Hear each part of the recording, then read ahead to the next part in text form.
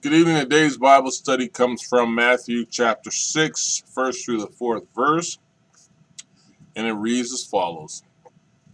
Be careful not to practice your righteousness in front of others to be seen by them. If you do, you will have no reward from your Father in heaven. So when you give to the needy, do not announce it with trumpets as the hypocrites do in the synagogues and on the streets, to be honored by others. Truly I tell you, they have received their reward in full. But when you give to the needy, do not let your left hand know what your right hand is doing, so that your giving may be in secret.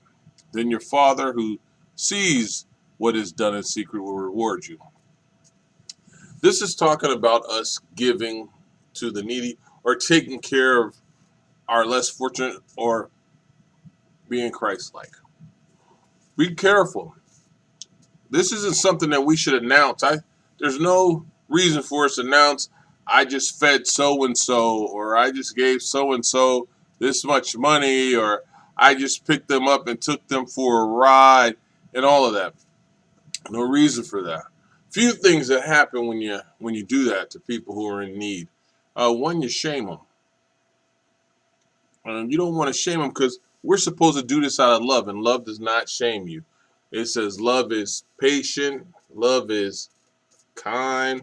We want to be kind about our giving. We want to give from our heart, and we want to do it for the right reason. And the right reason is to uplift, support, and help somebody who is in need, and truly to love on them in a way that might be financially, might be clothing, might be food, but whatever it is, it's a way to give. And we don't want to do it in front of others. Some people just do not want to be seen receiving from you. And there's no need to have an entourage with you when you do it so they can co-sign for you later about giving. Just do it on your own. People don't forget when you give to them. I don't care if it's your time, if it's your money, if it's your food, your clothing, or just listening. They like when you do it on your own because it seems genuine, and it should be genuine. If it says if you do, you will have no reward from your Father in heaven. You can't get a blessing from the Lord because you are not blessing that person. You are, like I said, you're probably embarrassing the person or shaming them. And we don't want to do that. This world has already enough problems telling us how much somebody gave or donated, because we have people who say, I donate millions of dollars to this and this, but they don't say it's a tax write-off. And remember, the lady in the story, she gave out of her poverty, not her wealth, while the other ones gave out of their wealth, and she gave more, and she was quiet about it. She just gave what she had. So when you give to the needy, it says, do not announce it with trumpets as the hypocrites do in the synagogues and on the streets to be honored by others. This is what was going on right there. You'd hear trumpet sounds. You hear they did this, they do that. There's no reason, and we're talking modern times now, to put somebody on blast or on point or to have the world acknowledge that you did something. Because the one that truly gives to the needy is the Lord, and he isn't walking around telling everybody he gave you this, he gave you that. You know, if he was humble enough to give you what he gives you, you should be humble enough to share the same forward with somebody else. Truly I tell you, they have received the reward in full.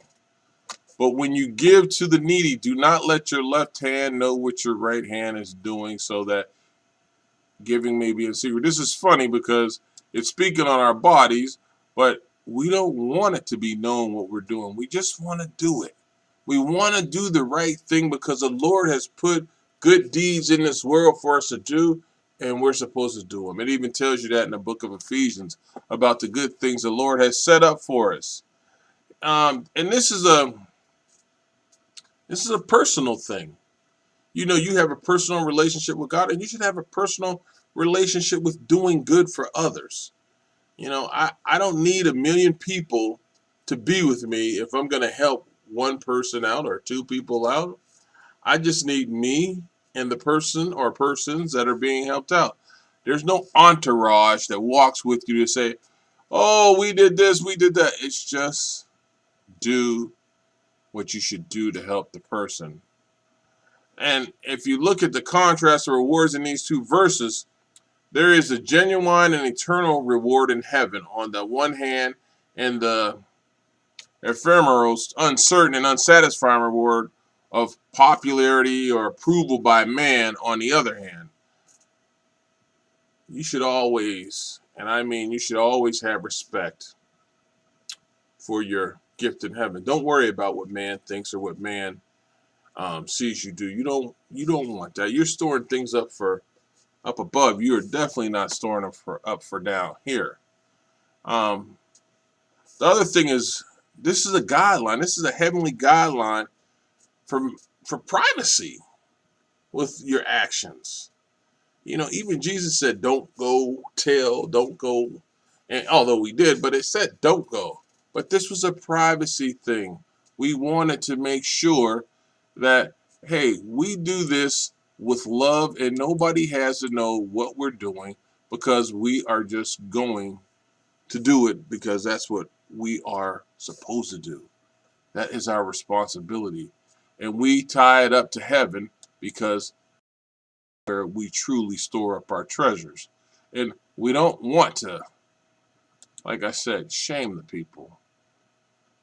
You can look. You've seen some things that have been shameful when we went to areas to help out, and we did things by announcing we were going, by doing things that we shouldn't have been doing, and letting people know, hey, I did this, I did this, I did this. Anytime that you have to brag about what you're doing or what you did, you really didn't do it the right way. You may have done the deed, but you didn't do it the right way. The Lord tells you, don't brag on anything except the cross. So don't brag on doing it. You really will hurt some people. You really will embarrass some people, and you don't want to do that.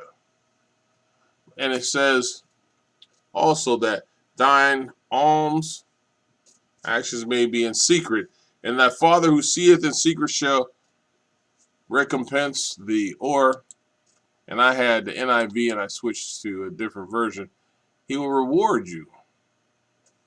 It is notable that there are especially requirements for secrecy in this area of righteousness. It says it right here. Secrecy in giving personal aid and assistance to the helpless. Yeah, there is secrecy to it. And you should do it. You should do it. It should be a secret. We don't do things to be seen. We do things because they're the right things to do. That's why we do things. And we're supposed to. And we should do it with a pure heart, because it assures that we are planning to do it for the right reason. We also want to respect that other person's privacy. Why wouldn't we? And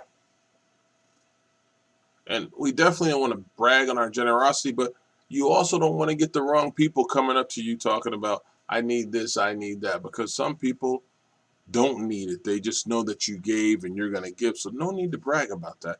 It's like anytime you have a lot of money and you give a little to somebody, well, if somebody who already has sees you, but they saw you gave it away, they're going to try to get it. So keep that in mind.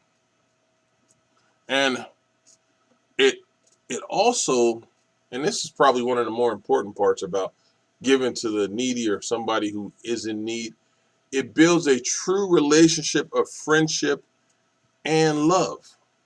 See, if you keep it secret and you don't tell anybody, nobody knows that they were in need and you did anything. You and that person just know that, hey, they cared enough about me to help me out. So I know, one, I have somebody to go to. Two, I saw the Lord working through them and blessing me. And three, they didn't broadcast to everybody that I was in need, so now I'm not embarrassed. So now I have confidence in you. We have a friendship. We have a rapport of secrecy, but of love, of genuine compassion for that person's needs or whatever the person was lacking. And five, it honors the specific commandment of Christ. And this is important. So please love your brothers and sisters. And if you wouldn't want anybody to put you on blast, don't put them on blast. And when I say on blast, screaming out their business of what you're doing for them, just do it because you love them and the Lord has blessed you and the Lord continues to bless you, and it's for storing up your gifts in heaven. And you know what? There's a reason why we have the needy, so we can get a chance to do good. And believe me, you are also the needy. And that is why Jesus came and died on the cross, so that the Lord did good for us, even more than what he was doing, and gave us a chance of salvation. And you needed it just like I needed it. Amen.